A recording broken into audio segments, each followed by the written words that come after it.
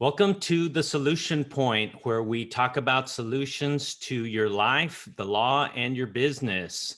Don't forget to hit the like and subscribe button if you're on YouTube, or hit the like button on your podcatcher. And as always, to start off our podcast, I want to introduce my lovely co-host, Catalina Dickerson. Hi, everybody. Hi. And you didn't introduce yourself. I'll do it to you too. Okay. Let me introduce my wonderful husband and better half, Mike Dickerson, a host of The Solution Point. And then I have the honor of introducing our guest. And our guest today is Blaine Oelkers, who's the Chief Results Officer, which is maybe something you haven't heard too often, but I'm sure you will hear more of. And I'll let you know. And Blaine will tell me more about it too. But Blaine Oelkers is a fantastic person that we met in our attorney consulting group, the Richard James Group. And he is basically really passionate about helping people achieve their goals. And he's done a wonderful job when we attend these conferences to really inspire us, motivate us. And he's also a monthly contributor to our Dickerson Digest. And we have a section called Selfluence, where he gives us some fantastic information. I just want a little excerpt of your bio, if I can. Blaine, I love this part where he says he's an action speaks louder than words kind of guy. And that's definitely true, and runs many accountability groups and masterminds. He's completed 2 social entrepreneurship programs, one through the Wharton School of Business and one at Stanford University. He also realized a big goal to be a TEDx speaker and was a featured speaker at a TEDx event. And his TEDx talk currently has over 150,000 views. And we'd like to welcome Blaine to our show. Hey guys, thank you so much for having me. First of all, let me say thank you for having me on. I've known you guys for a number of years, and what I'm impressed is the level of service that you bring to your clients, and actually through this podcast beyond your clients, right, to the rest of the world. So congratulations to you. Thanks for having me on, and it's a pleasure to be with both of you today. Great. Well, Blaine, thank you. As the name of the podcast is The Solution Point. And I know as a Chief Results Officer, you have a bunch of solutions, but I think we got you to narrow down to one solution that you've kind of shared with me, but I'm gonna let you let the cat out of the bag and let us know what the problem is and what the solution you've discovered. Yeah, so if you go back and look at success, right? Success leaves clues. But if you look back at what makes you successful over the long term, right? What helps you get results? So I'm like Kat said, I'm America's only Chief Results Officer. And so I've got a real passion to help people get results and kind of to help people take control of their lives by taking control of themselves. And so one of the biggest indicators of success, or things that help you progress towards your goal, I always like to say it's like going from point A to point B, but the things that move you across that line towards your point B, those are the most important things. And that consistency of movement typically comes from creating habits. And so if you look back through history and the Bible and all kinds of places, you'll see that we're kind of made up of these habits. And what we do consistently over a long period of time, that tends to shape us. Recent science is now showing you that these things that you do over and over and over actually create pathways, physical neuron pathways in the brain. So neurons that fire together, wire together. And so you literally become this wiring of what you do over and over and over. So one of the most important things you can do for success in any area, it could be business, personal, relationships, is to create new habits that move you towards your goal. And so what we wanted to kind of dive in today a little bit is this concept that I call the 21-second habit. So it's how to create a new habit in 21 seconds, not 21 days. So if they told you that it takes 21 days to create a new habit, unfortunately, they lied to you. So today we're going to unpack this thing called the 21-second habit, and I'm going to show you how you can do it. I'm going to give you some examples, and really this should be a life-changing thing for you. And if you want to lock in this knowledge, teach this to one other person in the next 24 hours, and then that's going to help you kind of remember it as well. So I don't know if you guys have any initial comments on what we're about to let out of the bag, but I'll let you guys go. Well, I'll tell you, the habits, 21 days to create a habit is kind of like the old school. But I know you've got a way to do it in 21 seconds. And I've heard you talk about this at other points. So I've implemented a few of these, but definitely I think one of the things that most people need to do to really move to keep the needle moving is stop procrastinating. And so having habits, good habits are important, and it's hard to wait 21 days for it to become permanent. So if there's a way to do 21 seconds to get these habits in place, definitely can be a great benefit. Yeah, good. Yeah, and so the way that I discovered this was actually through my wife, Beth. She was having trouble. She had migraine headaches. She used to have daily migraine headaches. They're under control now. Actually, she's gone a few months without one, but she used to have them every day. And so the doctor said, "Hey, Beth, you need to create this headache log. So you log when you have the headaches and what you eat." And it was just like this daily log. And so she would do the daily log for a couple of days. Then she would lose the log. Then she'd get a headache, and I'd ask her where the log was. Bad timing to ask that. So she wasn't happy about that. But she had this trouble in doing this thing consistently, even for just like 3 or 4 days. And so we were sitting around talking about it when she didn't have a headache. And we decided, we came up with the plan that we came up with was that we realized that, and this is going to be for you too, that you're already a habit master, that you already have mastered some habits right now that you haven't missed, maybe for days, sometimes weeks, sometimes months. And so we were talking about that. And I said, Beth, what's something that, that you haven't missed for the last 30 days? And it turns out that she's a twice a dayer, maybe sometimes 3 times a day, brushing her teeth. So she would brush her teeth every single day. And so what we did is we took the headache log, and then we put her toothbrush and the toothpaste and a pen on top of the headache log. So every night when she would brush her teeth, she would fill out the headache log. And, she did that for months. I mean, I think she had a good 3 months worth of data. And we went back to the doc, they adjusted meds, they figured things out. And it was a dramatic life changer. So the key here, the key principle to realize is what I call habit linking. And that's how you can create a new habit basically instantaneously or in 21 seconds, is that you take a piece of your new habit and you link it to a habit that you're already a master at. And so I had 3 new habits that I wanted to start. And so one was just kind of, I'm a Christian, so I have a little Bible app. So I want to do this daily Bible app. I also wanted to take a mind shower. So a mind shower, most people, though, you wash your body, you take a shower every day. So you could link to that actually. But I also wanted to make sure that I did a mind shower, that I clean my mind every day. I use an app called Headspace. There's another app called Calm, but basically it's like a little meditation. But I wanted to make sure I did that every single day. And then I had a list manager. This is basically a program called OmniFocus that manages all my lists. And I wanted to make sure that every single day I did those. And so what I did was I realized that what was the first thing I did in the morning? Yeah. I picked up Your the phone. Every single day I would pick up this phone. And so what I did was on my phone, there's all the apps are there, but on the phone, I just put those apps. I actually added another spreadsheet app, but I have just those 3 apps on my phone. And so what I did is every morning when I opened my phone, I was not allowed to touch any other apps. Like there were text messages from my kids. There are emails maybe from these mastermind programs where I'm the chief results officer. I mean, the whole world is knocking at my door every morning. I'm in Arizona, we're on Pacific time. So, by the time I wake up, sometimes a lot of things are happening, but I can't touch any of those other apps until I do those 3. Now, sometimes I'm in and out of those apps. I might only do a 3-minute mind shower, right? But within 5 to 10 minutes, I can get through those apps if I need to. I prefer 20 minutes or maybe 30 minutes. But what that did for me is I habit linked the checking of my phone.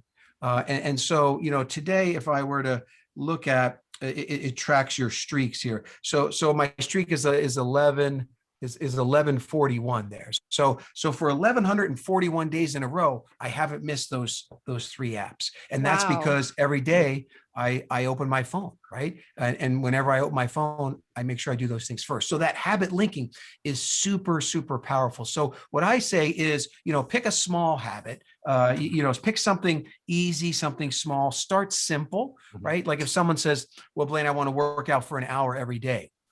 Then like that's big.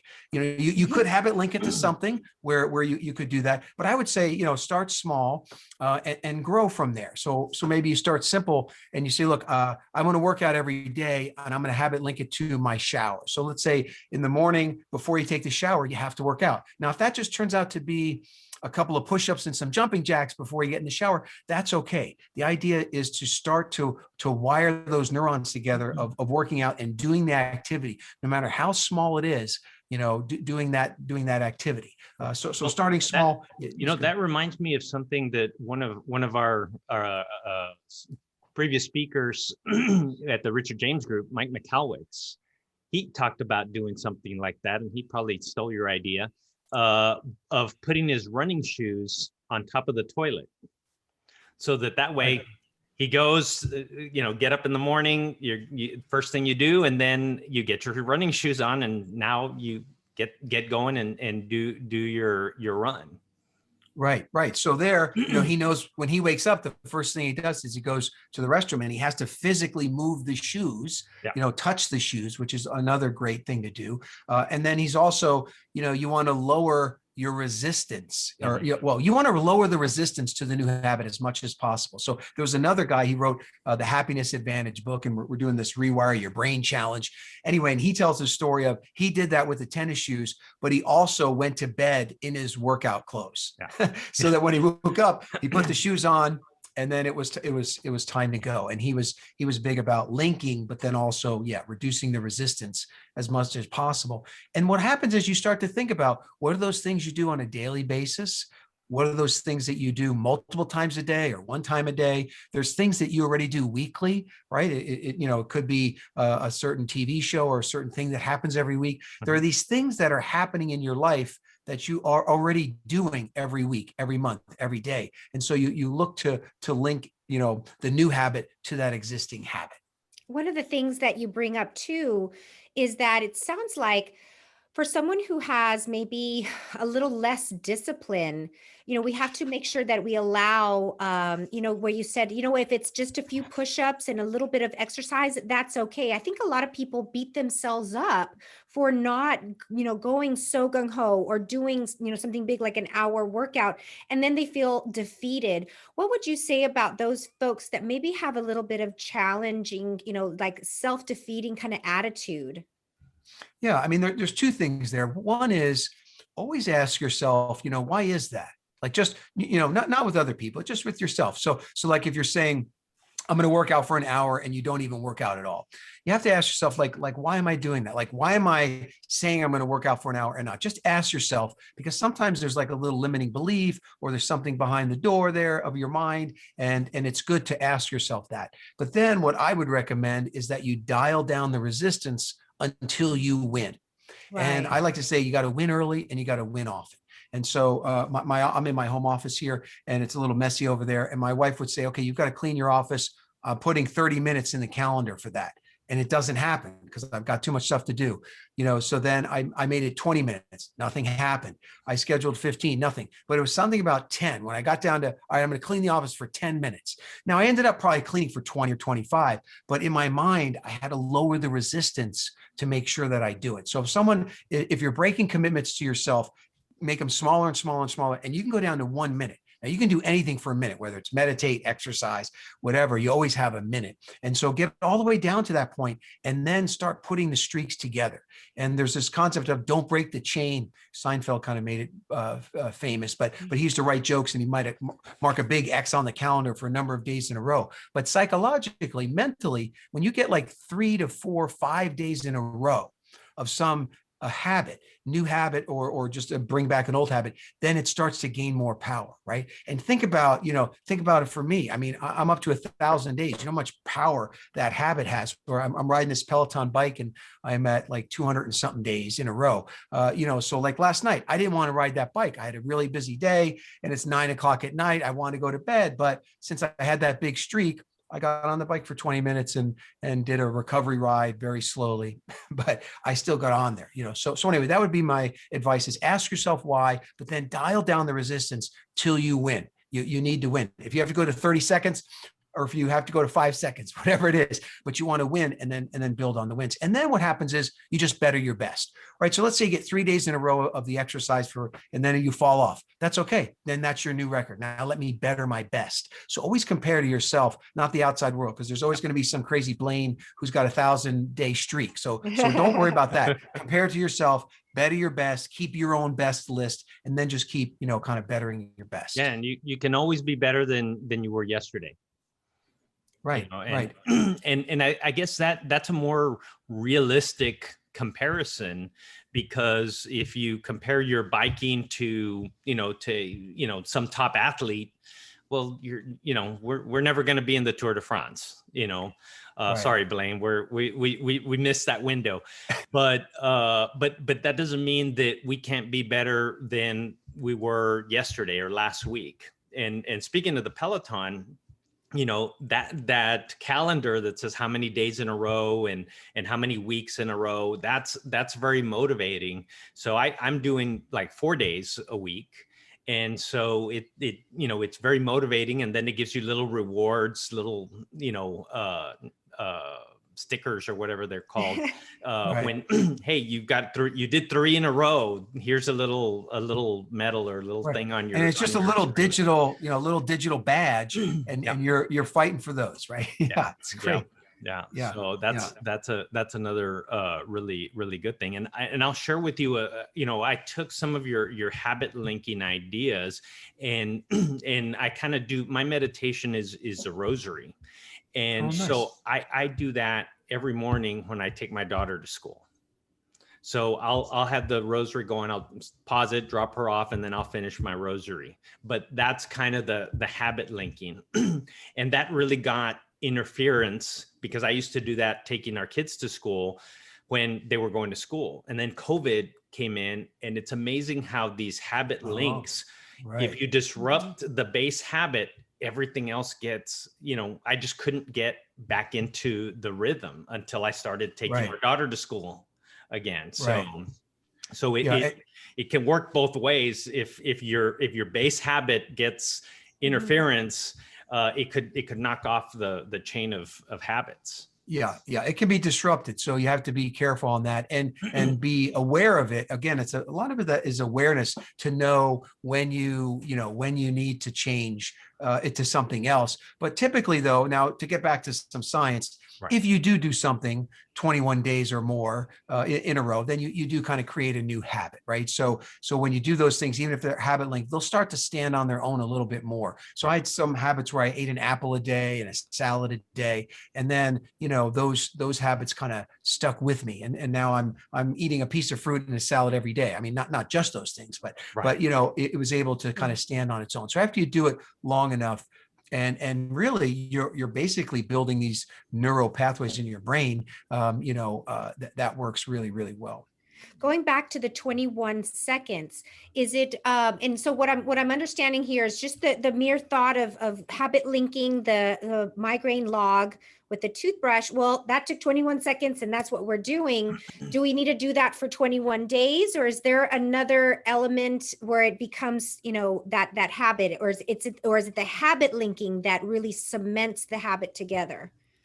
Yeah, so it's the linking to the habit that you already a master at, right? So if we ask people, do you brush your teeth? They all say yes. And do you brush your teeth at night? Almost everyone says yes. Occasionally there's a denture in the room, but usually not. So everyone brushes their teeth every day, and it's that habit. It's linking it to that habit. And so, but you typically need something physical, right? So you need something with a toothbrush if you were going to do something like that. Like you can go to Amazon and buy a toothbrush that is a pen.